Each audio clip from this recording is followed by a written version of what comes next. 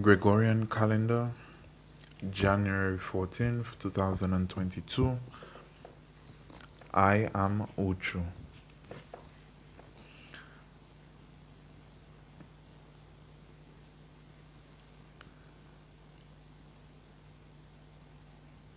My focus is to explain what spirituality is, especially since for the past 2 years, since 2020, the majority of the world, especially the Western world, as they say, seem to have gravitated to away from their religious beliefs into spiritual beliefs. So most people now, especially people in their 20s or in their teenage years, they claim that they are spiritual, or they claim that they are woke, or they claim that they are conscious, or they claim that they are high vibrational. That is the latest one that I've been seeing going on for the past few months. Yet everyone is doing well. All of them are pursuing these spiritual practices, and I've noticed I've noticed that, or I should say, I have not met anyone who has actually defined spirituality. Usually, when you ask them, you always get a vague answer where they tell you spirituality is whatever it means to you. That's utter nonsense. It cannot mean whatever you want it to mean. Um, mainly because, actually, only because words are magic, right? And from what I've noticed, all spiritual people acknowledge that words are magic. They may not phrase it in that way. However, they will tell you words are magic, or they might say there is power in the tongue. Okay, cool. So if there is power in the tongue and if words are magic, then spirituality cannot mean whatever you want it to mean specifically to you. So yeah, let me explain spirituality.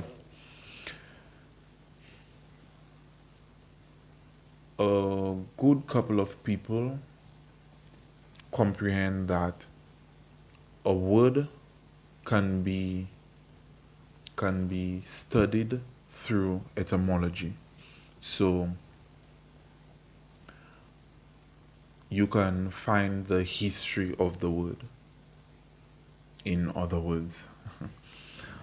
Now, if you can find the history, then you will most likely find the origin, right? And so that's usually what that's usually what I see people using etymology for, is to find the origin of a word, or to find the earlier uses of a word during a different time period. Now, I use it to find specifically the origin. I find that since words are magic, it is necessary to always know the origin of the word. Why was the word created? What was the word created to represent? Because if you're in our current time period, if we are making use of these words, then it therefore means that we are constantly conjuring the magic of whoever created that word in the beginning of that word's existence. And so the etymology, so before I go into the etymology, let's acknowledge the word spirituality. Spirituality, there are two words in spirituality. You have the word spirit and then you have the word ritual. These two words form spirituality. And since that is the case, it therefore means we can break down this thing, because spirituality is referencing something, right? What is spirituality referencing? It is referencing, according to what I saw on dictionary.com, it's referencing spiritual, being spiritual. Okay, cool. And then you would have to find out what spiritual, the word spiritual, what does that reference? And spiritual will reference um doing something or relating to spirit, I should say, right? So spiritual acknowledges that this thing has a relation to the word spirit. Now, since we're on spirit, what is the etymology of the word spirit? I'm not sure how many etymology websites are there. However, I've noticed some online dictionaries and some websites specifically dedicated to showing the etymologies of words. You would find that the word spirit was originally created to reference breath. The word spirit was originally designed to acknowledge breathing, right? So, therefore, if we come back to spirituality, we would notice that spirituality means you are doing breathing rituals, or you are doing rituals that utilize your breath. And as a human being, the only way you can breathe is by using air. And so, spirituality essentially means you are worshiping air, you are exalting air, right? So, spirituality really and truly is the exaltation of air. And that's the definitive answer, you know. Um, you cannot deny that. You cannot go against it, if you will, if you want to say that, um, because it's the truth. Since that's the word and that's what the word was created for, then you cannot say that, oh, well, to me, it will mean this. You can't really say that because you didn't create that magic, you didn't create that word. So every time you utter that word, you're going to conjure the magic of someone else, the person who created that word. And and I'm seeing that a lot of these influencers on these social media websites or social media applications, they who are into spirituality, you know, they constantly promote it, they constantly um, help people get more into spirituality. However, that ignorance of what spirituality really is remains, right? So they remain ignorant of this word, you know. And what I'm saying is not a lie. Like, you can actually see that spirituality is you worshiping air. you worship air through breath. And examples of that would be where usually when you see these TikTokers or Instagrammers, YouTubers, as they call themselves, you would notice that they always they always doing some sort of breathing exercise when they tell you, oh, practice this ritual, right? Whenever they're using their crystals, whenever they're using their incense, whenever they're smoking weed, you know, or doing any sort of um I saw someone say feel good medicine.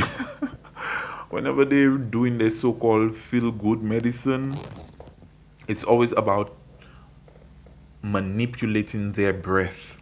And so, therefore, you are worshiping uh, an air being, you are worshiping an air god. And in this case, you're just worshiping the air that's all around us. Like, that's the god you are worshiping, an element, you know? And I really think people should acknowledge that. Even if you feel like what I'm saying is ridiculous, the definition or the etymology, more specifically the etymology of that word should let you know that, okay, you know what? Something about that isn't what it seems, right? Which brings me back to what I said earlier, is that if you're practicing spirituality, then you cannot be free from this matrix, right? Because you are utilizing